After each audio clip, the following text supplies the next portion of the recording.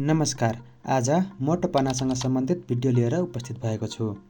के तपाईलाई आफ्नो पुरानो लुगा लगाउँदा टाइट भए जस्तो महसुस भएको छ वा भर्याङ चढ्दा अलिकति धेरै स्वास्वा हुन थालेको छ? हामी धेरैलाई लाग्न सक्छ, अलिकति पेट त लागेको हो, के नै हुन्छ र? तर होशियार, त्यो बाहिर देखिने पेट मात्र होइन, त्यो भित्र हुर्किरहेको एउटा साइलेन्ट किलर हुनसक्छ। विश्व स्वास्थ्य सङ्गठनको तथ्याङ्क अनुसार हरेक वर्ष मोटोपनाकै कारणले लाखौँ मानिसहरूले ज्यान गुमाइरहेका छन्। तर कति किलो तौल हुँदा चाहिँ मोटो भनिन्छ? यसको वैज्ञानिक मापदण्ड के हो? अनि सामान्य मान्छेको तुलनामा मोटो मान्छेलाई क्यान्सर वा हृदयघातको जोखिम कति गुणा बढी हुन्छ? आजको भिडियोमा हामी यिनै कुराहरूलाई लिएर विज्ञान र अनुसन्धानले प्रमाणित गरेका तथ्यहरू हेर्नेछौँ। सबैभन्दा पहिला बुझौँ मोटोपना के हो। धेरैलाई लाग्न सक्छ मोटोपना भनेको धेरै तौल हुनु हो। तर विज्ञानले भन्छ मोटोपना भनेको तौल बढी हुनु मात्र होइन, शरीरमा अत्याधिक बोसो जम्मा हुनु हो जसले स्वास्थ्यमा असर गर्दछ। अब प्रश्न आउन सक्छ, म मोटो छु कि छैन भनेर कसरी थाहा पाउने? यसको लागि संसारभरि चल्ने मापदण्ड हो बडी मास इन्डेक्स। यसलाई नाप्ने तरिका एकदम सजिलो छ। तपाईँको तौललाई तपाईँको उचाइको स्क्वायरले भाग गर्नुहोस्। याद गर्नुहोस्, तौल केजीमा र उचाइ मिटरमा हुनुपर्दछ। यदि बिएमआई 18.5 भन्दा कम छ भने त्यसलाई ख्याउटेपना भनेर मानिन्छ। यो पनि स्वास्थ्यका लागि राम्रो भने होइन। यदि बिएमआई 18.5 देखि 22.9 सम्म छ भने यसलाई सामान्य अवस्था भनेर मानिन्छ। त्यस्तै बिएमआई 23 देखि 24.9 सम्मलाई ओभरवेट अर्थात् बढी तौल भएको भनेर मानिन्छ। र बिएमआई 25 वा सोभन्दा माथि छ भने त्यसलाई मोटोपना अथवा ओबेसिटी भनेर मानिन्छ। यो मापदण्ड हामी नेपाली वा दक्षिण एसियालीहरूका लागि हो।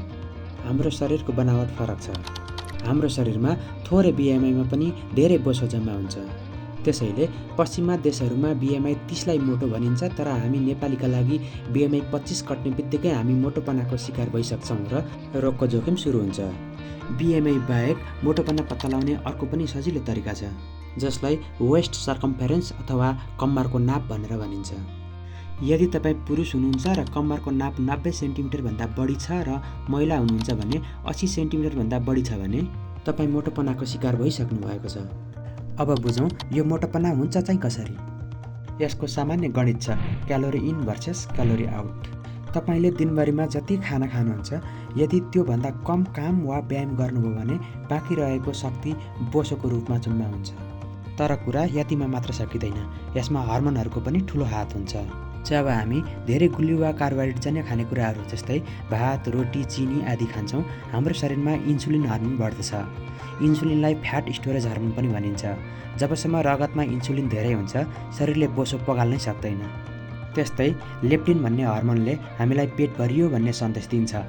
मोटो मान्छेमा यो हर्मोनले काम गर्न छोड्छ।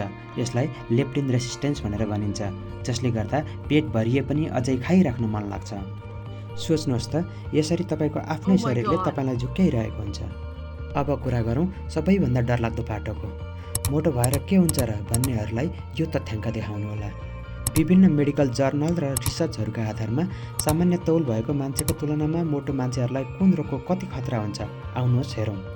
सबैभन्दा ठुलो खतरा मधुमेह रोगको हुन्छ। सामान्य मान्छेको तुलनामा मोटोपना भएको व्यक्तिलाई सुगर हुने सम्भावना 7 गुणा बढी हुन्छ। अझ पेटको मोटोपना छ भने यो जोखिम 10 गुणासम्म बढ्न सक्छ। मोटो मान्छेलाई उच्च रक्तचाप हुने सम्भावना 3 देखि 4 गुणा बढी हुन्छ। यसले हार्ट अट्याक र स्ट्रोकको जोखिमलाई 2 गुणा बढाउँदछ। यो धेरैलाई थाहा नहुन सक्छ, मोटोपनाले 13 प्रकारका क्यान्सरको जोखिम बढाउँदछ। तपाईँको शरीरको 1 किलो तौल बढ्दा घुँडामा हिँड्दाखेरि 4 किलो बराबरको प्रेसर पर्छ। सोच्नुहोस् त, 10 किलो तौल बढ्नु भनेको घुँडामा 40 किलोको भारी सधैँ बोकेर हिँड्नु हो। छोटकरीमा भन्दा गम्भीर मोटोपनाले मानिसको आयु 5 देखि 10 वर्षसम्म घटाउन सक्छ। यो चुरोट पिउनु जत्तिकै हानिकारक हुन सक्छ। अब के गर्ने त?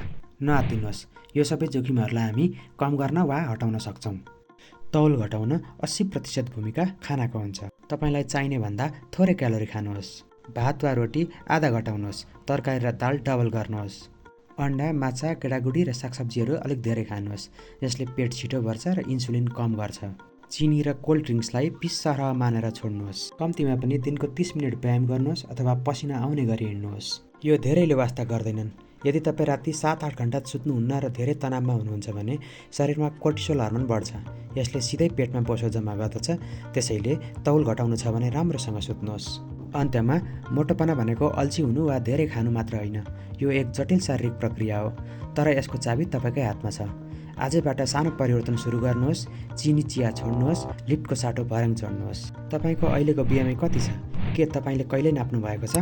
कमेन्ट बक्समा आफ्नो बिएमआई क्याल्कुलेट गरेर राख्नुहोला। हामी हेर्नेछौँ हाम्रो कम्युनिटीको अवस्था कस्तो रहेछ। हवस् त, आजलाई यति नै। तपाईँलाई भिडियो कस्तो लाग्यो कृपया प्रतिक्रिया दिनुहोला। भिडियो अन्तिमसम्म हेरिदिनु भएकोमा धन्यवाद।